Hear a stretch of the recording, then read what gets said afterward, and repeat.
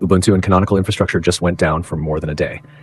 This wasn't a quick glitch. The entire system was knocked offline on a Thursday morning and has stayed that way.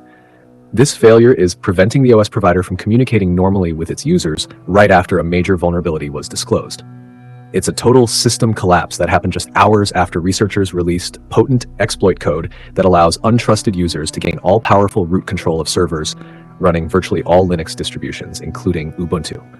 Stick around because I'm breaking down every detail of how this mess actually affects you later in the video, so make sure you hit that subscribe button. These companies aren't going to tell you when they change the rules, so you need to be here for the daily updates to stay ahead of them. The timing is incredibly suspicious. You have a massive security hole that lets strangers take over servers, and then the very place you go to get help and security guidance goes dark. Canonical's own status page says their web infrastructure is under a sustained cross-border attack. This is a security risk for anyone relying on their servers for updates or guidance. While they claim to be working to address it, the reality is that their officials have maintained radio silence since the outage began. They can't even tell their users how to stay safe because their own house is on fire. When you try to visit their sites, all you get is a 503 service unavailable message with a drawing of a broken robot. Robot is basically a symbol for the current state of their security. A group sympathetic to the Iranian government has already taken credit for this outage. They posted on Telegram and other social media sites saying they hit Ubuntu with a DDoS attack.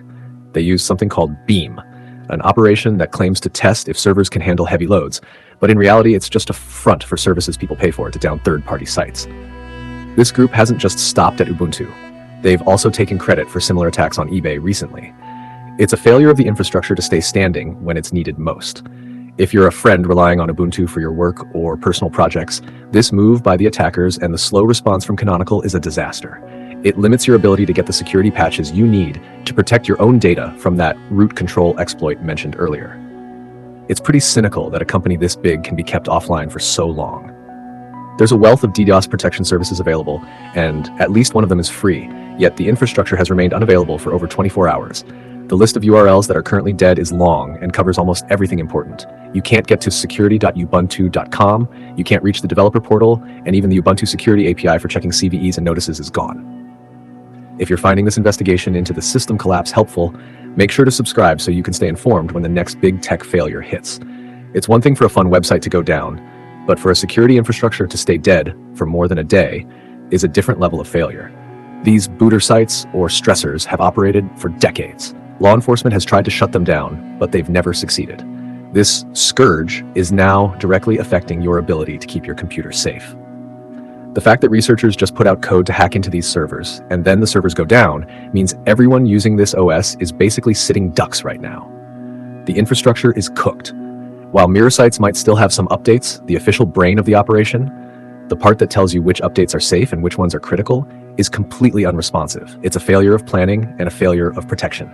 Canonical is stuck in radio silence, while a pro-Iran group brags about how easy it was to pull the plug. It makes you wonder how much big tech actually cares about your security versus just looking the part when things are going well. The longer this stays down, the more dangerous it gets for everyone. Every hour that passes without official guidance is another hour where that root control vulnerability is out there in the wild with no official fix from the source. The system is failing right when we need it most, and the people in charge aren't saying a word. The silence from Canonical is deafening, especially as more evidence comes out about how deep this security risk actually goes. The outage has completely blocked Canonical's ability to communicate normally following the botched disclosure of a major vulnerability. This isn't just a website being slow, it's a total blackout that has lasted for over 24 hours. While mirror sites are still letting users download updates, the official channels, the ones that actually explain what these updates do and how to stay safe, are dead. Canonical's own status page admits their infrastructure is under a sustained cross-border attack. This whole situation is a massive security risk. When you have a root control vulnerability out in the wild, you need official guidance immediately. Instead, we have radio silence. It's unclear why the infrastructure has remained unavailable for so long, especially since the documents show there's a wealth of DDoS protection services available, including free ones. This failure to protect the very servers that keep millions of Linux users safe is a textbook example of a system collapse. The list of dead services is embarrassing for a company this size. Everything from security.ubuntu.com to the Ubuntu security API is currently unreachable. If you're a developer or just a regular person trying to keep your data safe, you're locked out. This isn't just a technical glitch, it's a failure of the basic promise big tech makes to its friends. They want us to rely on their systems, but then they leave us hanging the moment a group of miscreants pays for a DDoS as a service attack to take them down. It's hard not to be cynical when you realize these booter sites have been operating for decades. Law enforcement knows they exist, but they've never been able to shut down this scourge. If a group sympathetic to the Iranian government can just flip a switch and knock out the world's most popular Linux distribution's security hub, what does that say about the safety of everything else we use? It feels like the entire system is built on a house of cards that collapses the second someone actually tries to blow it down. At the end of the day, this move by the attackers worked because the infrastructure wasn't ready. Canonical is working to address it, but radio silence isn't a strategy. It's a failure. You're left waiting for a fix while hackers have code that gives them all-powerful control over your machine.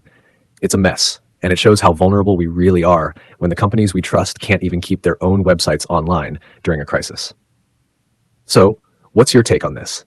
Do you think a major OS provider like Ubuntu should have better protection against these kinds of attacks, or is this just the new reality of the internet? Drop a comment below and let me know if this makes you rethink using Linux for your main machine. Make sure to subscribe for more deep dives into these tech failures. We'll be watching to see if Canonical finally breaks the silence, or if this collapse goes even deeper.